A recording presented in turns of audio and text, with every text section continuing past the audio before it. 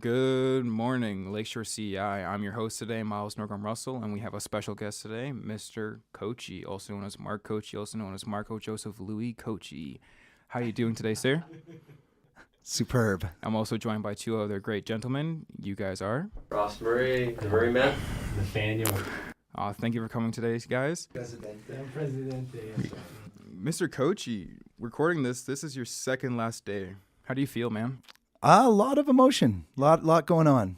Yeah? This has been a pretty heavy couple weeks, I'll have to say. Yeah? It's kind of a lucky position to be in. A lot of people in my position find out just a few days or maybe a week before that they're going to be leaving the school, and I've had 2 months to prepare myself for this. So in some ways that's been awesome, but now that it's finally here, there's been a lot of build up. Yeah. I'll tell you that. yeah, it's hot burn. So let's just, jump right into it. So West Humber CI, Indeed. how do you feel like going into that, Wow, I'm excited, man. I mean, it's I've been working for a few years now to make the move, and though I didn't know where I was going to end up, the fact that I'm being moved into a vice principal position is pretty awesome. And so I would say it's been a couple months of excitement, and now I'm more in the nervous zone. I think it's a big change, and change like this doesn't happen very often in a teacher's career, and so it's a pretty big deal, and so I'm feeling it. So I'm pretty excited, and I'm pretty nervous, and I'm pretty sad, and I'm pretty overwhelmed, and I've been getting a lot of love, and there's just a lot going on. So just a wide span of emotions going on for you, eh? Huge, yeah. Just has any of the students come by kind of thing and just like said everything? Yeah. Oh man, it's been so nice. People giving me letters, people telling me stuff, saying some really, really moving, really things that just make me feel really happy and really give a lot of nice perspective on the work that I've been able to do here. And it's I don't know, it's pretty rewarding. I got to say, I can't. That's cool. Lie, it's really, really nice. Yeah. That's been great. What's like the biggest thing you accomplished at LCI though?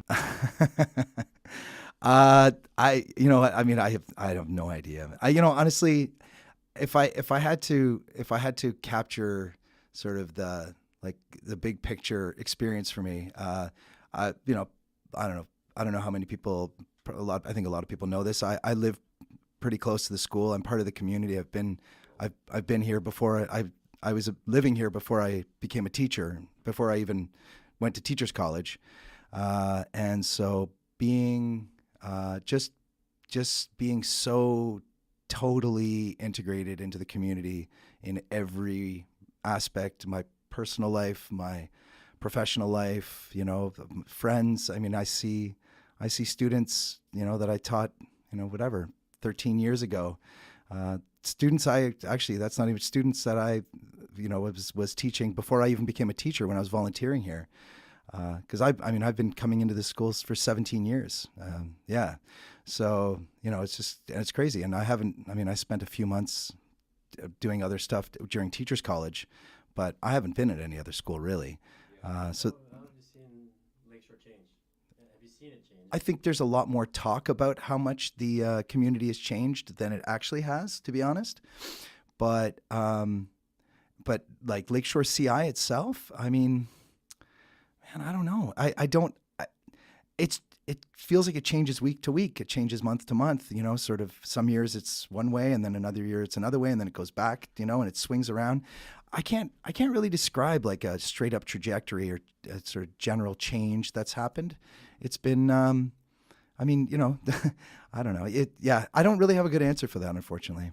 Like personally, when I was here, like this is my 5th year now, like I've definitely seen some growth. Yeah. But also I've seen some fall to it as well, like there's definitely some years where like you look up to like the older grades and you're like, wow, look at them. I want to beat them. And then you see them later, you're like, oof, let's not beat them. Yeah, and those changes often have a lot more to do with like you and I mean me as well. Like the changes that I see in the community or in the school often reflect the changes that are going on in my own experiences, right? So Yeah, it's hard to say. It's hard to say. I mean, I'll tell you though, when I first started teaching here, it was almost 900 students. And so we're at what, 650 now. So, which is, that has a difference for sure. And there are certainly, there are costs that come with that, but there are also some really, really great benefits, because I feel like I know pretty much everybody in the school some way or another. And that's, that kind of community vibe and that family feel that we have here is, man, it is a gift, and I love it. You are a big community man too, I see that. So it's really nice to see, that you're close with everybody. So living in the community, Yeah. You get to hear sort of the discussion amongst the community Yeah. in Lakeshore Collegiate. Yeah. You living in Yeah. this school, working in this school, spending hours and hours Yeah. every day, knowing this community so Yeah, much. If you could share, or if you wanted the community to know something about the school, what would it be? Well, yeah. So, I mean, this school is the kind of place, and again, I haven't been at a lot of other schools, but anything that you really want to do here, you can just do. And I mean that in the positive sense, if you want to start something new, I mean, LCI radio, LCI 1, right? Here we are, we're doing this thing. And why? Because a few people decided they wanted to do it. Boom, done. Why was it done? Because somebody wanted to do it. You want to start a team, you want to start a club, you want to create a new course as a department head. I've always had the freedom to everybody wants to support everybody else here. And sure, you get portions of the population in any group that are going to bring things down. But that's, to my experience here, has been that anything that I've wanted to see happen, we've been able to make happen. And then when I've seen anybody else want to pursue something to make it happen, it's happened. I can't think of ideas or initiatives or courses or whatevers that somebody has said I really want to do this. And it was no, that's not happening. I mean, maybe it'll be okay, maybe we'll change it a bit or whatever, but you want to do it, you can do it here. And I know that I was at a previous school that's in our end of the city, and not for a super long time, but I was there for long enough that I saw all sorts of, every time somebody would say, oh, we should do this, barriers would go up. But, what about this? What about that? Blah, blah, blah. Nobody says no here. People say, okay, let's try to figure it out. Let's make it happen. And that is pure gold, because honestly, where are you going to go in life where people aren't going to be throwing barriers up at you all the time? And here, I don't see them. I don't see them. If you're willing to put in the time and effort into anything here, it'll happen. Yeah. I love that. You mentioned with making new things, you played, of course, a huge role inside of making the Mono UN Club, of course, right? So how do you feel about the kind of impact of that all, right? How do you feel about that now? Yeah. Oh, man. I mean, yeah, I'm very proud of that. Obviously, that. So that was when I first started here, under the wise mentorship of the legendary Mr. Menzel. He was the department head at the time when I first came here. He basically hired me. I had been volunteering actually in his classroom for almost 4 years before that. So we'd gotten to know each other well before I was hired. Hey, that's the value of volunteering, kids. I got my job as a volunteer, but so I told him, I was like, I've got a Model UN background, I'm interested in this stuff, and he was like, great, yeah, as usual, Lakeshore Way. He's like, yeah, do it, that sounds good, make it happen, and so that was the first initiative that I took on, and it's been the most consistent thing. It's been the thing and I mean, look what we've built it to. I mean, it's just incredible. I started by taking 3 students to one of the worst conferences that is ever put on ever, annually. And I won't say the name of the school because they're a cousin school of ours, but did not. It's just not we started out going to there, and now we run one of the best Model UN conferences in the city. And we run the best Model UN conference in the city, but certainly one of the best in the province. And we haven't made it to Harvard yet. We'll see, but the dedication of the students here and the the hard work that's put in, and just the pride that goes into it, and the change that it creates. During the time period when we're firing on all cylinders in the Model UN world, it like, you can feel it. You can feel the energy through the building. You can feel the energy, and I mean, this is a little inside baseball here, but within the Model UN community, people know us. And like, when you're kind of, Mr. Murray was sort of talking about, how do people talk about Lakeshore and whatnot. I'll tell you what, in the Model UN community, which is a community of really highly academic students that are really engaged with world issues and with like public speaking and like very complex writing and research, all of those people think Lakeshore is like a high-powered school. Why? Because, I mean, we have that reputation on the Model UN circuit. Now, that's not the whole world, but I'll tell you, like, we are who we want to be when we put forward the efforts. And it's just, to me, it's proof how much talent we have in this place, how much ability we have. And like, it's just, to me, Model UN is just like another, like, a great example of just how amazing this place is. And I'll say to support that quickly, like going to like UCC, for example, it's huge, like private school. The conference they put on compared to the thing that we put on, and a large part of that's you and the kind of atmosphere you create. I mean, like theirs was worse. Yeah. No, it's true. Yeah. Do we don't go to conferences that are better than ours? Yeah. We don't. We run one of the best conferences out there. Like, we don't like, and we sell out faster than any other conference. We have constant disappointment throughout the province. People say, "Oh, Lakeshore sold out again." Like, we have major sway. We have major, what's the word, clout in the Model UN community. Yeah. That's awesome. Yeah. So you said that Mr. Menzel was your biggest mentor. Can you like go in depth with that? Oh yeah. I mean, how much time do we have? Yeah. Well, no. I mean, Mr. Menzel. I mean, he is the man. I mean, I don't know of anybody else in this business, in the education business, who is as dedicated, as generous, as just like talented and hardworking. I mean, like, he does not. He never does anything like arbitrarily or just, random. Everything is well thought through. It is, and everything is for the benefit of students and to improve their learning and to make them more skilled.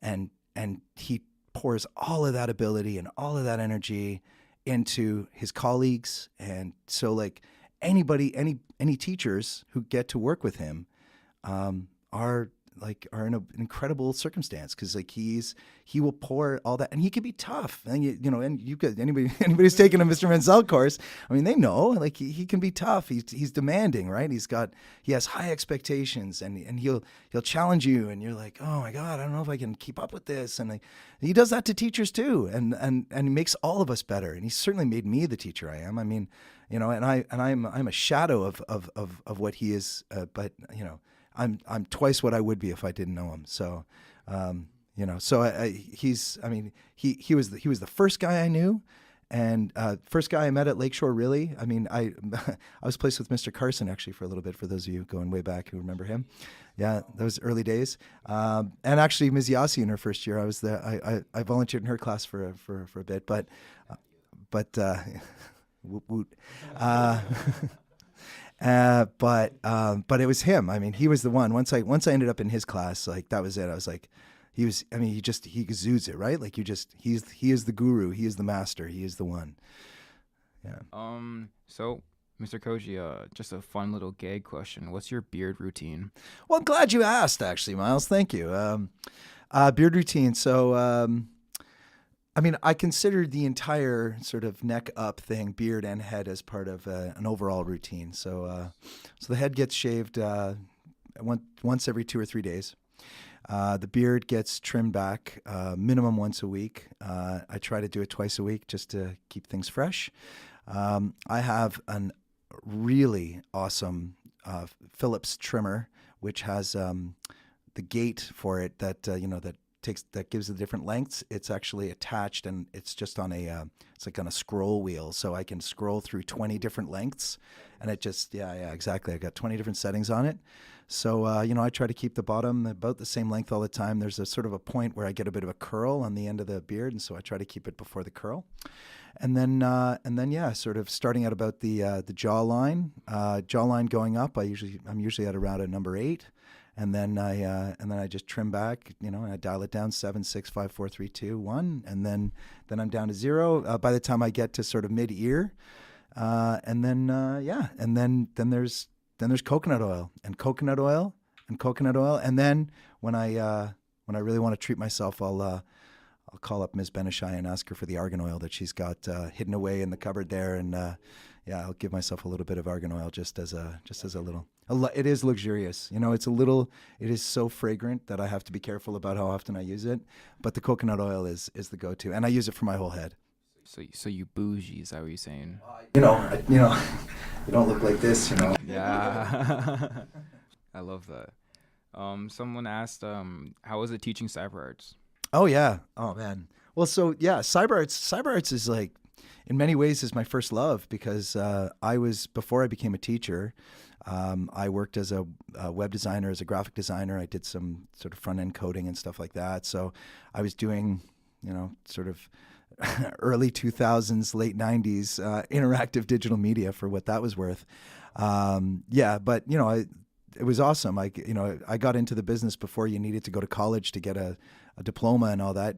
I knew how to use Photoshop. I knew how to use Illustrator. I knew how to code HTML, and they gave me a job and they paid me a lot of money, and it was awesome. So I did that for 8 years, and I actually paid my way through Teachers College doing that, freelancing as well. So when I got into teaching, and my academic subjects were like history and whatnot. I love that stuff, but that wasn't what I'd been doing for like 10 years. I was doing that for after university. So I took my Comtech qualifications, and then I got into cyber arts, and working with Ms. Silverman and Ms. McFadgen was awesome. That was like such an amazing team of teachers and such a cool program, and just getting to like manage all the cool tech that they have in there, and getting to learn new applications, and just a constant updating of skills and updating. It's like super fun. So like last year I got heavy into the 3D printer, and that was really fun, and got to do all sorts of cool little projects with that. So yeah, I'm going to miss that. I'm going to miss that stuff. I'm going to I don't know. I'm going to be pushing a lot of paper for the next little while. So I don't know. Just buy a 3D printer with your VP money. Right. Exactly. Talk about bougie, right? Yeah. Well, we'll see. So what will happen to your room? Well, you should see it now. It's crazy. It is. It's exactly. It's a burnt out husk of its former glory. Still mess. Yeah, it's still messy. Imprints of the posters. Left. I know. Yeah. Another indication of what a bad teacher I am. I left those posters up too long. They cast like a nuclear shadow on the bulletin boards. But yeah, no, it's So that the new teacher who's coming in, Ms. Mangel, is going to be she's going to be taking over the classroom, and I'm trying to give her as much of a carte blanche as possible. So thrown out a ton. I've had a lot of teachers go through and students go through, grabbing stuff they want. And and tomorrow, it's the flea market. And tomorrow I throw it all away. Whatever isn't taken, it all goes into giant bins. Mr. McDonald, our outstanding, amazing custodian, is got me all hooked up for that. And we're gonna throw out probably I've already taken out 3 bins, partly thanks to help from Myles, our host here. It was very good. But 3 bins have already gone out. It's just, it's crazy. 13 years in that room, accumulating just an incredible volume of stuff. It's a lot of stuff. Yeah. Hey, listen, that's the history teacher way. Everything has value. Everything has a meaning. Everything's got a story. You don't want to throw anything away. That's debatable. Mr. Helmuth had a lot of stuff, and he wasn't a history teacher, but but that guy was more of a history buff than me. That's true. So what will happen to the Europe trip now? Since that's your thing, Oh yeah, no, that's a great question. Actually, it's beautiful. We've got Ms. Schuster, Mr. Budd, and of course Ms. Manella are have taken the reins on that, and that's moving forward. And we're just going to figure out where they're going to go. No, there's no more we. Yeah, so we're gonna, maybe someplace a little like nicer and less deadly. So I don't know. There's always been talk about Italy. That's been one that a lot of people have been really excited to do. So You have to go to that though, then, because like The frigid north of Scandinavia. I have to go to Iceland. Yeah. No, it's too expensive. beautiful. Yeah, I've been to Italy, so that's good. Or you know what? Maybe we'll partner up. West Humber will go with Lakeshore. We'll go together. I can be the VP on the trip. It'll be awesome. Yeah. Some people are asking, what will happen to the Boys to Men programs, stuff like that. Oh yeah. Well, the Boys to Men is in the incredibly capable hands of Janelle and Ms. Ross. So they will be. They've taken it over already. We've done our transition meetings, and they've got ideas on how they want to move it forward. And Ms. Ross, she's a powerhouse. She gets things done. Like once she takes over something, it happens. And of course Janelle, she's incredible. Just sort of the community connections and all the resources she has access to, and and she's just such an amazing person as well. So I think they're going to do a way better job than me. There is a really, really bright future for Boys to Men. I'm really excited about where that program's going. So you do believe it's going on the right path now? Like it's going up, not down? Now that I'm gone, yeah. I mean, I think that what's going to be particularly great about it is, Ms. Ross is really, really great with this stuff, and so is Janelle, with getting student voice and hearing what students have to say and what students want, what students need from whatever it is, whether it's courses or extracurriculars or what the admin can do, or so they're gonna figure it out, and they're gonna figure out exactly what how we can best help support the students that are looking for the kind of support that we can provide. So yeah, I'm really excited to see where that's going to go. I'm definitely going to be keeping an eye on that. That's awesome. Are there any clubs or teams that, like, first of all, you miss from Lakeshore? Clubs or teams I miss? Well, you know what? I gotta say, and it's my fault that it doesn't exist anymore, because I couldn't keep it up. But we used to have the Strategy Society, and that was super fun. I really enjoyed that. I just a whole bunch of the games that we bought for that club just got dispersed out to the staff. Yeah, we had some really epic, like, nerd fest nights of like just strategy games all over the place.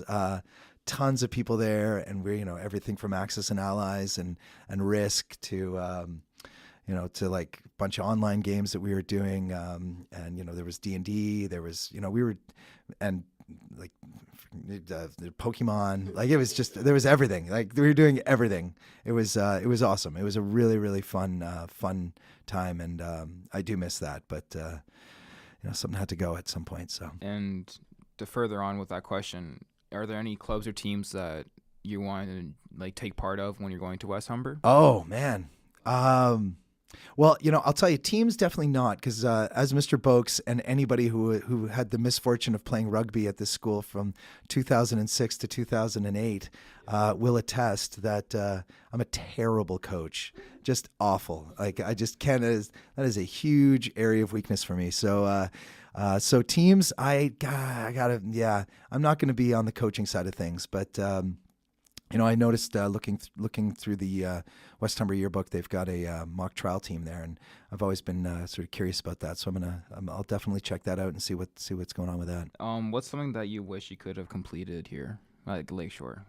Something I could have completed. Like that could be like from a puzzle to like a program or like a lesson or like. You said in like psychology. Your life is a series of projects. Yeah. What Yes. project did you? Well, you know what? There was this one. This is, I don't know. You're probably going to cut this because this is really dumb. It's not really that big a deal. But there was. No. Honestly, it's so nerdy that it's not even appealing. It won't even be interesting. But there was this really cool simulation of the lead up to World War I that I had sort of gotten the bare bones of, and I'd started developing it at one point to do it as like a simulation exercise, and it would have taken like several days, and it would have been basically like a. It turns out now that like once we got in really deep, but you know what I'm talking about, Nathaniel, with some of these like crises type Model UN committees. So just sort of taking the World War I, the lead up, sort of the summer of 1914, and sort of playing it out with students in the context of the grade 10 Canadian history class. And that was something that like every year I would pull it out and I would look at it and I would start working on it, and then something else would come up and blah, blah, blah. And I'd put it down. And so for like, 13 years I've been, this has been, and I finally this weekend, when I was here on Saturday, tidying up, I looked at that document that I've been working on. I had a whole bunch of paper notes on it too. And I just sort of sighed, shook my head, and into the bin it went, and it was gone. Yeah. So it was a sad thing. So yeah, I'd say that's probably one of them. Yeah.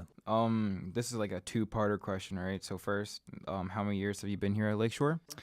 So yeah, like I said before, I've been teaching here since 2006, but I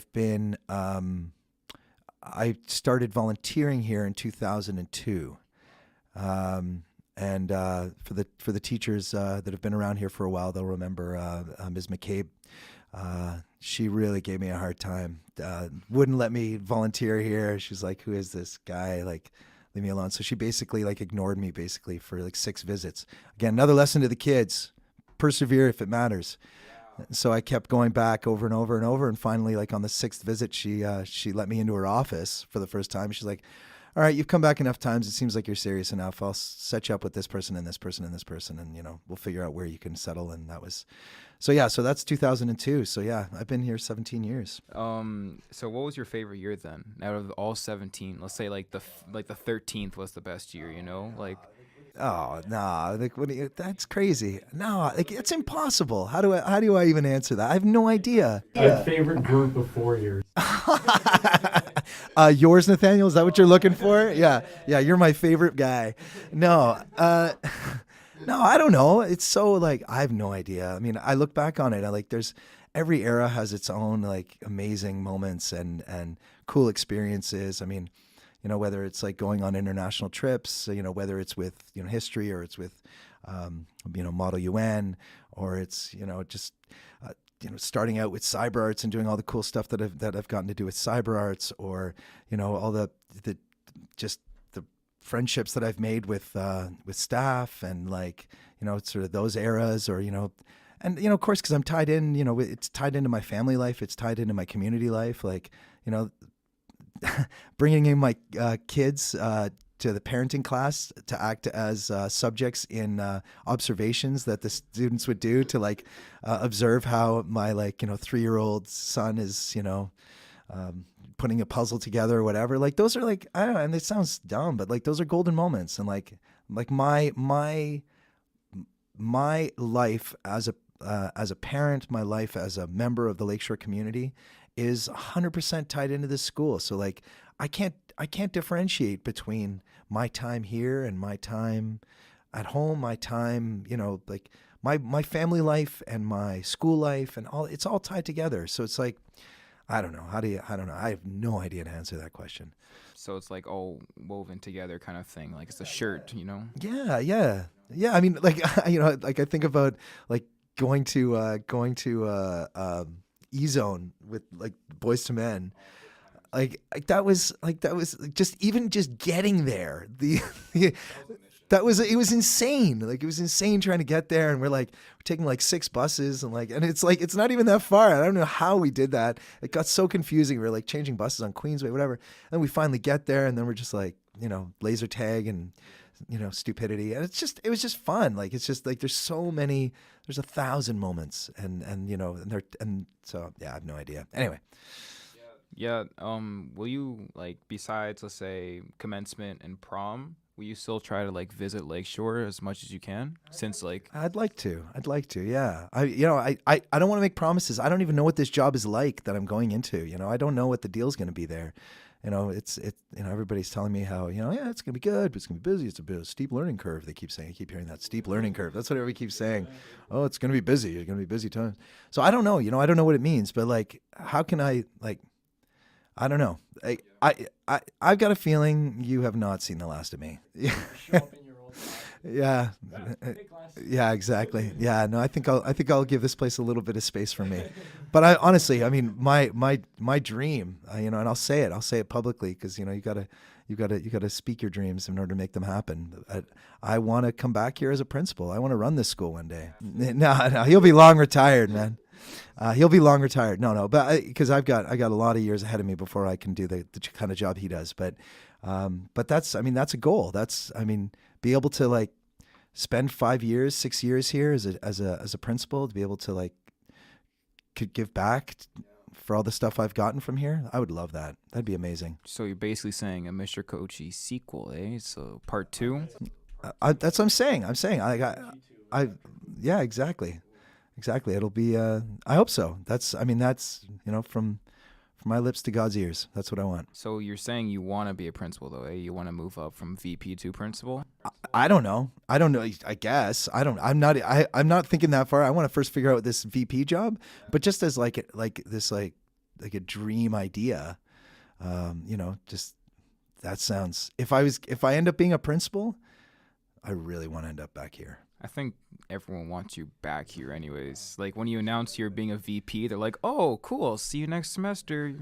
Don't suspend me. But then they found out you're leaving, and then everyone started to cry and such. They don't really do it that way, unfortunately. Not very many people. I've never heard of anybody being promoted from teacher to VP within the same school. So who knows? Maybe you'll change the system and go into the board and say get so high up, I don't know. That sounds less appealing, to be honest. I like the idea of being a principal. I don't know about beyond that, to be honest. Where did you go to high school?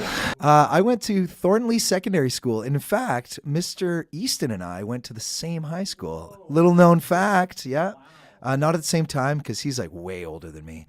But yeah, we went to the same high school. We went to Thornley Secondary School up in Thornhill. The other famous alma mater, graduate rather from alumnus from the school is the infamous Jian Ghomeshi. Yeah. So yeah. I don't think that compares to my mom. She went to Scarlet Heights when Rob and Doug Ford went to Scarlet. Wow, that's legendary. Yeah. So yeah, that's where I went to high school. But yeah, I was only up in Thornhill for high school. Other than that, I was actually up in North York for elementary and middle school. Actually, and another crazy connection. My middle school, the middle school I went to, was the middle school where Mr. Easton's mom was the head secretary. So you and Mr. Easton were just so close. It just so happens we have these circles of connection. That's why you and him are so buddy, eh? Because hey, your mom was my secretary. So were you a bad kid in high school? No, I swear I was the most boring. Yeah, right. Nerdy. No, I was in cadets. I was into school. I never skipped. I never did any of that stuff. I was a good boy. I really was. What years did you go? In high school? Yeah. High school, I would have 1989 to 1994. So, any other questions, gentlemen, that are pertinent to this conversation? Nathaniel, any questions? If you could have a superpower, what would it be? Oh, that's a good one. That's actually a good one. I like the idea of sort of God powers, so omniscience or omnipotence. I got a question. Yeah. What is that? Omniscience is knowing everything that's going on all at the same time. But don't you already know that? Wouldn't that be a bit overwhelming? Well, not presumably not. Omnipresence then. That I could be everywhere at the same time. You already are in the school. Yeah, right. So, but universe wide. Yeah. So I don't know, that something like that. Something where I just have total access to anything, anywhere, ever, always, and just something like that would be pretty cool. Oh wait, I found out. I got one more question. What is it like being Lakeshore's biggest legend? I was given this question in advance. I was given this question in advance, and it makes no sense. That was Melina's question, right? Yeah, shout out to Melina Bellingham. So yeah, I don't even know. Like that doesn't even make sense. So, and you know what? I'll tell you. I'll leave you with a last tidbit here. That the thing about going to to a new environment, new school, and especially as a VP, I don't know that I'm ever going to get to be as comfortable and as authentic as I've been allowed to be here. I'm going to be going into a new environment where me like walking down the halls and like barking at people and like whistling randomly and like just being able to just be a goof if I want to be a goof and be serious if I want to be serious and teach the courses I want to teach and work with the people I want to work with and having all of that freedom and just being able to pursue the things I'm interested in and like I don't know that I'm ever gonna get that again. So I feel really really really grateful that I've had this experience and that the school's been so good to me and has allowed me to just to be myself in the most true and authentic way I can be and I'm really sad to be leaving here. So that got me emotional low key, but okay. That got me emotional low key, but okay. Well, Mr. Koczij, truly appreciate you being part of this interview and taking your busy schedule of leaving Lakeshore for X amount of time, and just thank you in general. well, thanks guys. yeah, You're done and you do. yeah, help mold people, help people kind of thing. Like even with my own issues kind of thing, I'm like, hey, I can tell Mark Koczij this even though I'm not allowed to. I'm still gonna do it. Well, it's been like I said, just a total privilege, a total honor to be here and to be here to be one of the early guests on this amazing project called LCI Radio 1, and I'm really really it's great work you guys are doing here, and I feel really lucky to be here. So thank you. Thank you. Bye.